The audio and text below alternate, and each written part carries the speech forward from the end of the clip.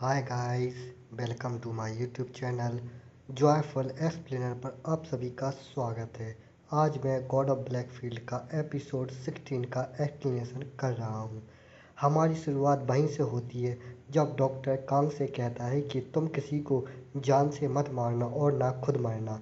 अब आगे और डॉक्टर कांग से कहता है कि अगर तुम ऐसा करोगे तो आगे मुझे अपना काम करने में परेशानी होगी। तो कांग डॉक्टर को देखता है और कहता है कि तुम एक काम करना बंद क्यों नहीं कर देते। तो डॉक्टर कांग से कहता है कि इससे क्या होगा, अगर मैं बंद भी कर दूं तो लोगों का मरना तो कम नहीं होगा, ना उनका बुरी तरह से घायल होना कम नहीं होगा। तो कांग कहते हैं कि क्या हो अगर तुम्हारे इस काम की वजह से कुछ तुम्हारे साथ गलत हो जाए। तो डॉक्टर कहता है मेरे को पैसे की कोई दिक्कत नहीं है, ज़्यादा से ज़्यादा क्या होगा, मेरा लाइसेंस नष्ट हो जाएगा, बस तो मैं और किसी कंट्री में जाके अपनी अच्छे से शांति भरी ज़िंदगी जी लूँगा। तो कांग भी खुश होके कहता है कि अच्छा है, तो मैं समझ गया और आपका बहुत बहुत शुक्रिया मेरी हेल्प करने के लिए। तो डॉक्टर भी खुश होते हुए कहता है कि ये सब तो मुझे कहना चाहिए, क्योंकि इन सब से मेरा बहुत कम समय बचता है दूसरों लोगों को देखने का। और कहता है कि इसलिए मैंने बहुत सारा पैसा कमा लिया है। इससे तो टीचर और कांग स्माइल करते हुए देखते हैं उसकी तरफ और कहते हैं ये अच्छा है तुम्हारे लिए। फिर डॉक्टर कहता है कि याद रखना, तुम अगर कभी भी तुम मेरे पास मरे हुए तुम्हारी बॉडी आई तो मैं चुपके से बिना बताए तुम्हारे ऑर्गन निकाल के बेच दूंगा। तो टीचर और कांग यह सुन के सदमे में चले जाते हैं। फिर डॉक्टर जाते हुए कहता है कि ठीक है, तो अब मैं जा रहा हूँ, तुम आराम करो अच्छे से। और भाई कांग तो अभी भी तक सदमे में होता है और सोचता है बड़ा हरामी डॉक्टर है साला, मेरे ऑर्गन बेच देगा निकाल के। फिर हमें एक हफ्ते के बाद का सीन दिखाया जाता है जहाँ कांग अपनी यूनिफॉर्म पहनकर बैग टांग के रेडी होके रूम से बाहर निकलता है। तभी मदर हाथ में एक लिफाफा लेके कहती है, कांग क्या तुम जग रहे हो, मुझे तुमसे कुछ बात करनी है। फिर मदर कांग को यूनिफॉर्म में देखती हैं तो कहती हैं कि तुमने ये यूनिफॉर्म क्यों पहनी है। तो कांग कहता है स्कूल जाने के लिए। फिर मदर कहती हैं लेकिन डॉक्टर ने तो तुम्हें कुछ दिन घर पे आराम करने को बोला था। फिर कांग कहता है कि मैं ठीक हूँ, अब मैं स्कूल जा सकता हूँ। तभी कांग की नज़र उस लिफाफे पर पड़ती है तो वो कहता है कि ये क्या है। तो उसकी मदर झिझकते हुए लिफाफा से एक चेक निकालती है। वो 50 मिलियन वॉन का होता है। इसको देख के कांग भी शौक होता है और सोचता है वो साला गॉन्गटैक बॉस, इसको इतने पैसे भेजने की क्या ज़रूरत थी। फिर कांग अजीब सा फेस बना के मदर से कहता है कि ये पैसे लौटा देने चाहिए। तो मदर कहती है हाँ, हमें वापस करने चाहिए, उसने इतने सारे पैसे भेजे हैं, तुम्हें इसमें कुछ अजीब नहीं लग रहा है। फिर कांग अपने जूते पहनते हुए कहता है हाँ ये सही है, ये सही बात है, चलो ठीक है मदर मैं जा रहा हूँ। तभी फादर आ जाते हैं तो वो कहते हैं क्या मैं तुम्हें स्कूल तक छोड़ दूँ। तो कांग भी फादर से कहता है हाँ ठीक है। फिर फादर कांग के गले में हाथ डाले कहते हैं चलो ठीक है तो हम चलते हैं। और पीछे से मदर उन दोनों को बाय बोल रही होती हैं। तो कांग मन में सोचता है फादर को क्या होगा आज, ये मुझे इतनी जल्दी ज़बरदस्ती से अपने साथ क्यों ले जा रहे हैं। फिर लास्ट में फादर की ब्लैक कार चलती दिखाई जाती है। फिर और फादर कार चला रहे होते हैं और कांग फादर की तरफ देख रहा होता है परेशान होते हुए। फिर फादर कहते हैं कांग, तो कांग कहता है हाँ फादर। फिर फादर कहते हैं कि कांग कुछ ऐसा है क्या जो तुमने मुझे अभी तक नहीं बताया है। और फादर कहते हैं अगर तुम ना कहोगे तो मैं तुमसे कुछ नहीं पूछूंगा। तो फिर कांग फादर को देखता है और कहता है हाँ मुझे कुछ बताना है आपको। और कहता है ऐसा कुछ है जो मैंने अभी तक आपको नहीं बताया। तो फादर भी चौंकते हुए कांग की तरफ देखते हैं। फिर कांग कहता है मैं किसी झगड़े में पड़ गया था। तो फादर शांति से स्टैंड को टाइट पकड़ के सुन रहे होते हैं। फिर कांग कहता है कि वो जो लड़के थे स्कूल में जिनसे मैंने फ़ाइट की थी उनको उनको पीछे से गैंगस्टर सपोर्ट कर रहे थे। और कहता है वहाँ कुछ पेचीदा मामले थे लेकिन अब उनको मैंने सही कर दिया है। अब वो लोग मुझे कभी परेशान नहीं करेंगे, ना अब वो लोग कभी मेरे स्कूल के पास आएंगे। और जहाँ हम लोग थे तो वहाँ सबको थोड़ी बहुत चोटें आई हैं लेकिन कोई मरा नहीं है। तो फादर कहते हैं कि तो तुमने हम लोगों को ये क्यों बताया कि तुम्हें किसी कार से एक्सीडेंट हुआ है। तो कांग अपना सर झुका के कहता है कि वो इसलिए कि यह सुन के मदर बहुत परेशान हो जाती और चिंतित में हो जाती। फिर दोनों थोड़ी देर के लिए शांत हो जाती हैं। फिर कांग अपने फ़ोन को पकड़ के कहता है कि मुझे माफ़ कर दो।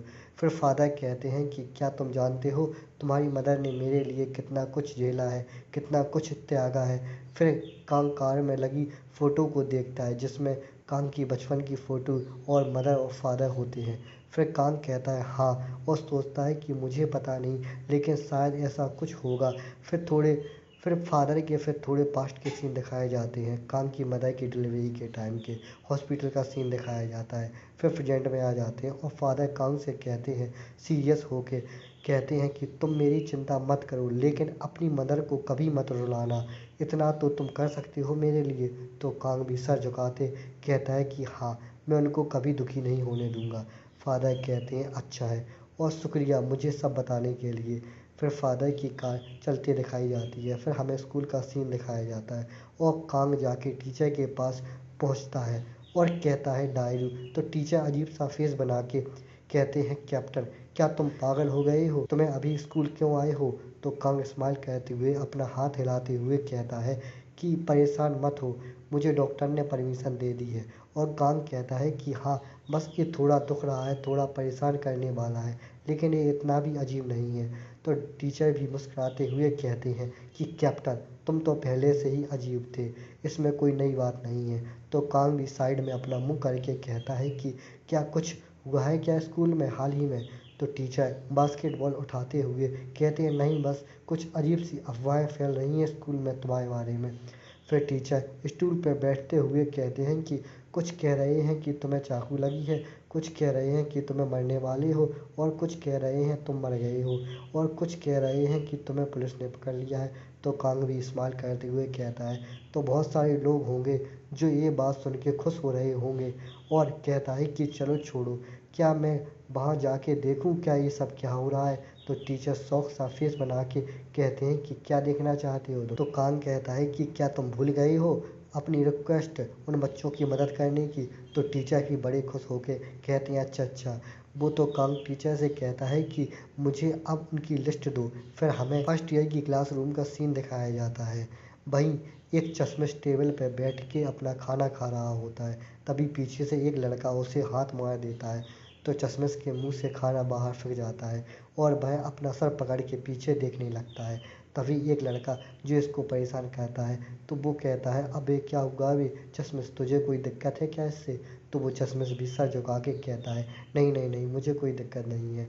तो वह बुली चश्मिश के कंधे पे हाथ रख के उसकी प्लेट से खाना खाने लगता है और कहता है साले, अगर तू ज़्यादा मीट खाएगा तो तेरे ब्लड में थक्का जम जाएगा, तू अब से घास खाना चालू कर। और कहता है कि तुझे दिख नहीं रहा है मैं अपने छोटे गीजन की हेल्थ के लिए परेशान हूँ। तो चश्मिश भी डरते हुए कहता है शुक्रिया तुम्हारा। तो वो पुलिस कहता है कि मैं तेरे लिए बेकार मीट खा लेता हूँ। गुस्से में चश्मिश को डराते हुए कहता है कि अबे साले, तो क्यों नहीं खा रहा है, क्या तुझे भूख नहीं लगी है। और ज़बरदस्ती चश्मिश को खिलाने लगता है और कहता है खा साले खा। और चश्मिश के डर के मारे हालत ख़राब होती है और क्लास के सभी बच्चे उस पे हंस रहे होते हैं, उसका मजाक उड़ा रहे होते हैं। और वह बुली चश्मिश के मुंह को पकड़ के उसे ज़बरदस्ती खिला रहा होता है और हंसते हुए ज़बरदस्ती चश्मिश से चावल उसके मुंह में भरे जा रहा होता है। तभी गेट पे कांग आता है, क्लास के गेट पे, और कहता है हाय गाइस। तभी वह बुली पीछे देखते हुए कहता है कि कौन है बे जिसकी हमारी क्लास में आने की हिम्मत हुई है। और चश्मिश अपना मुंह पकड़े हुए होता है। तभी वो बुली पीछे देखता है तो उसके पसीने छूट जाते हैं और डरते हुए कांग को देखता है और कहता है कि ये तो स्कूल के बॉस हैं। और कांग के पास आके अपना सर झुका के कांग को कहता है कि नमस्कार सीनियर। तो कांग उसको देखता है और कहता है अबे तू कौन है बे। तो वह बुली चिल्ला के जोर से कहता है मैं किम हूँ फर्स्ट ईयर का। तो कांग कहता है अबे इतना मत चिल्ला, चल ये बता यहाँ कोई गेजन नाम का लड़का है। अरे भाई वो चश्मिश उसी का नाम है गेजन। तो वह बुली थोड़ा शौक होके कहता है। तो कांग इधर उधर देख के कहता है कि क्या वो यहाँ नहीं है, मैंने तो सुना है कि वो फर्स्ट ईयर में इसी क्लास में है। तो वो बुली लड़का गेजन चश्मिश की तरफ इशारा करके कहता है, वो रहा वो। तो कांग उसको देखता है और गेजन की डर के मारे पसीने आने लगते हैं और डर के मारे कांप रहा होता है। तो कांग उसके पास आता है और उससे कहता है कि क्या तुम ही हो गेजन। तो चश्मिश भी कांग की तरफ डरते हुए देखता है।